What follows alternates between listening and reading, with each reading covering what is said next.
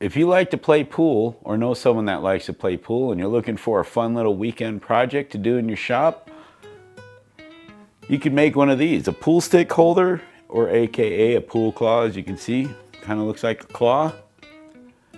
And they're pretty easy to make. It's just a little, you got cutouts for your sticks. You got a notch here to hold your chalk or your scuffers or whatever. On the bottom is some cork so they don't slide, and naturally a notch so it goes up against the table like that. So what I'm gonna do here in this video is I'm gonna show you how I built them. You can do laminates like this, or you can do it out of a solid piece of wood, or as long as it's thick enough. But anyways, let's get into the video.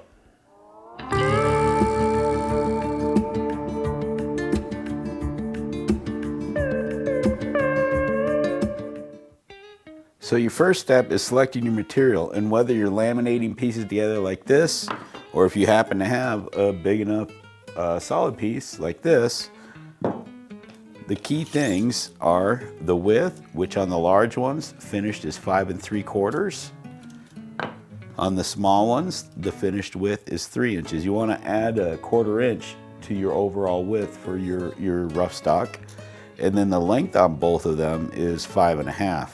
And you're going to want to add about 1 1/2 inches overall to that length, but more on that later, and that goes for both sizes. So if you're laminating, go ahead and glue up your pieces. Naturally, like I said, 1 1/4 inches thick is your finish, so you may want to go a little thicker than that for planing or sanding or whatever. Same thing with your solid stock, and roughly a 1/4 inch wider than the finished sizes. The next step is to make the template like that. What I'll do is I'll draw half of it like that, and then fold it in half and cut that out. That way you have an exact copy, so both sides are exactly the same. What I did for the angle here is I just came in a 1/2 inch on the large ones, and then I came in a 1/4 inch on each side for the smaller ones. The holes here, or the cutouts for the sticks, I used an 1 1/4 inch Forstner bit, and what I did was I just did a cross line with my square on there, and then I centered my Forstner bit on that, drilled out a hole, and then on my pattern here, on the outside edge, I came in 1/8 inch, put a mark, and then lined up with the line across that line like that, and drew the circle. On the inside, since you're folding it in half, you want to do a 1/16 inch, because when you fold it open, it'll be 1/8, and draw that circle. And instead of cutting them out with a scroll saw, jigsaw, or bandsaw, you'll drill those out for your pattern also, so they'll be nice and smooth, just like that on the pattern. Because you want everything smooth, because we're going to be using a flush trim bit, and the bearings are going to ride on your pattern. So you want your pattern to be as good as it can get.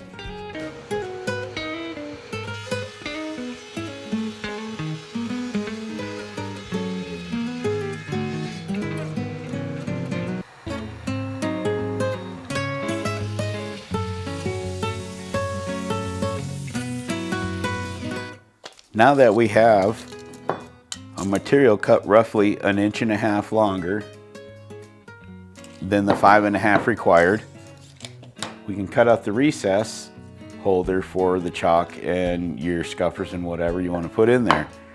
Now there's a couple ways you can do this. You can, on your pattern piece, you can just cut this out and then just double side tape your piece to your piece of wood here, and use a router with a collet in it like that, such as what I'm going to do if you're just doing 1 or 2 of them. Or you can do what I did, is I took a piece of 3/4 inch MDF, I pre-cut out my hole 1/8 inch larger in each direction, 1/16 on either side for the collet, and then on the bottom I just attached 2 runners, which is the width of my material, to where You just set it in there like that, and then you can flip it over, clamp it down, and route it out that way. One more thing is on your jig, I came down 1 1/8" and drew a line, and that's where I will put the bottom of my piece in my jig. Same thing if you're going to attach your template like this, is you want to have a 1/2 inch from the bottom of your template to the bottom of your piece when you attach it.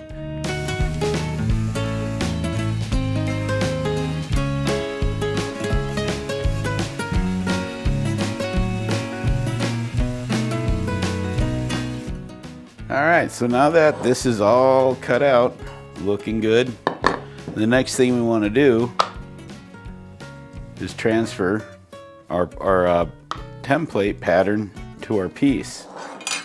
And what we're going to do is come up from the bottom 1/2 inch. Oop, I'm going to break my lead first. 1/2 inch. Square that across your piece like that. That gives you a line to put the bottom of your template to. And the whole reason we're making a 1/2 inch longer here and longer here is because when you drill the holes, it gives you plenty of room to drill your hole with the Forstner bit. And then on the back end, the reason is for when we notch out the bottom, this little strip here will give us something to stable our piece on, whether you route it out or you do it with a dado blade in a table saw, which is what I'm going to do. But before we do that, like I said, I'm going to trace this pattern out on here.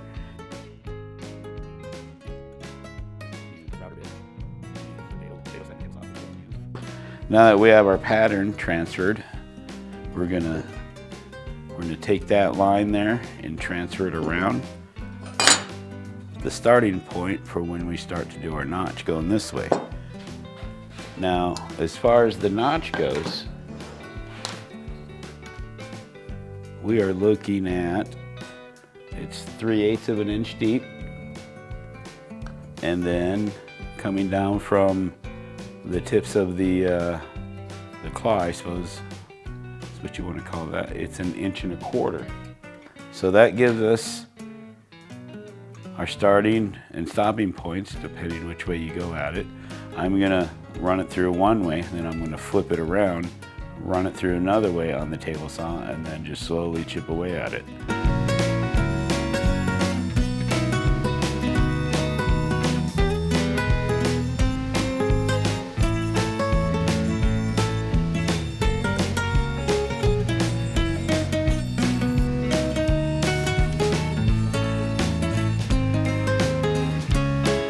The next thing I'm going to be doing is I'm going to cut these angles here. I don't know if you guys can see that or not, but I'm going to cut these angles here.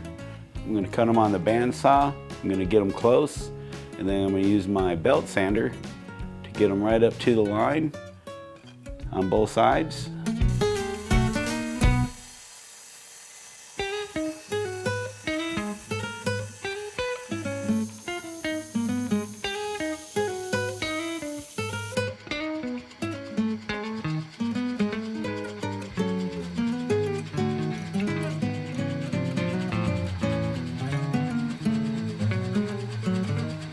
So, now that we have the holes drilled for our claws or fingers or whatever you want to call them, now we're going to cut this off here, and I'm going to use my bandsaw, and then to get the little curves, I don't know if you guys can see the marks as in the little curves here, I'm going to actually use some files to do that.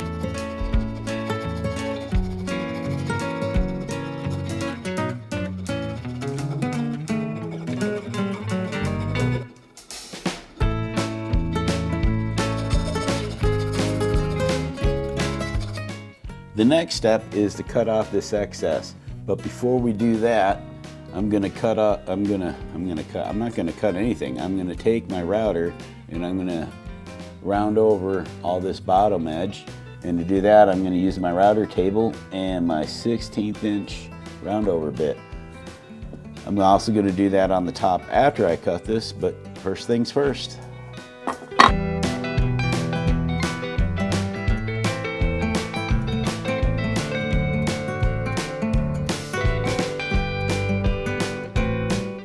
Now that we got the bottom side rounded over with our round over bit, I am going to cut this off. The way I'm going to do it is I'm going to use my my miter gauge again, and on mine this angle happens to be 5 degrees, so I just set my fence at 5 degrees.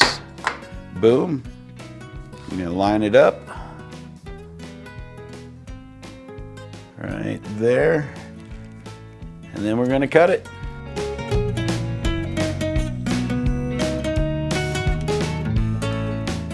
Now we need to do the round over on the top, but before we do that, we just want to round these corners, and I'm going to use my belt sander again to do that. But you want to transfer your marks to the bottom side so you have a nice flat surface on this.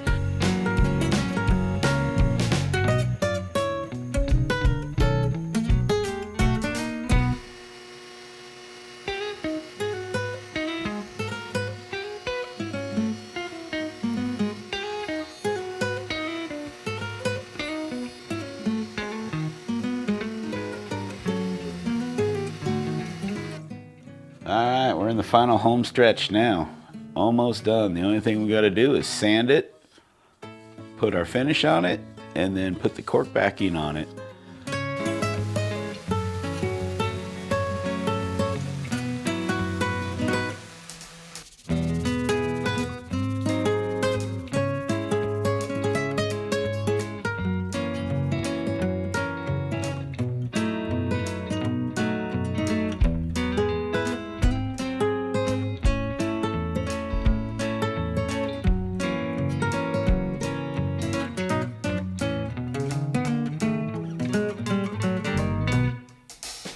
Now the last thing we need to do is put the cork on the bottom, and that's easy enough to do.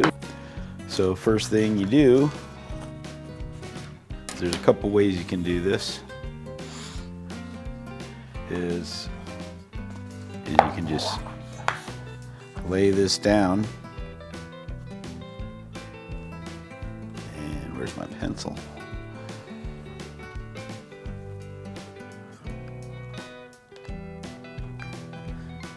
And then just trace it out, and then you want to cut it a little bit smaller than the actual pool claw, because that way it looks better when it's sitting there and you don't see that cork necessarily.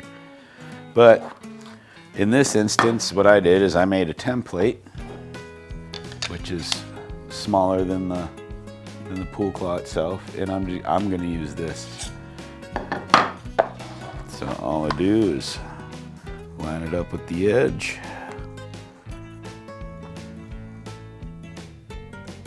and doing it this way, I'm going to use this instead of just tracing it.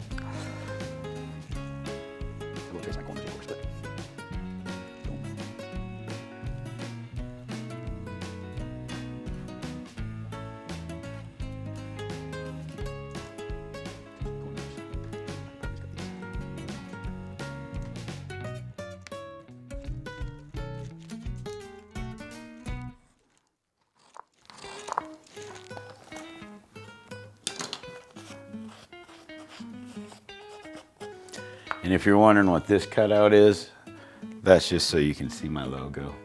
You don't have to do that, of course. All right. Naturally, the cork is sticky backed. If it's not sticky backed, I suppose you could glue it. I'm not sure what type of glues work well with cork, but yeah, I just have the sticky back stuff.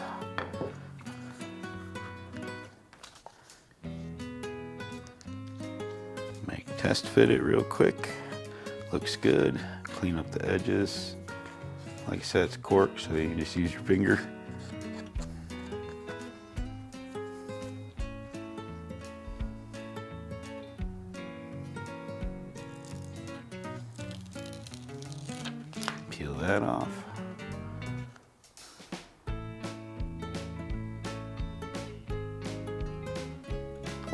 Put this edge up here.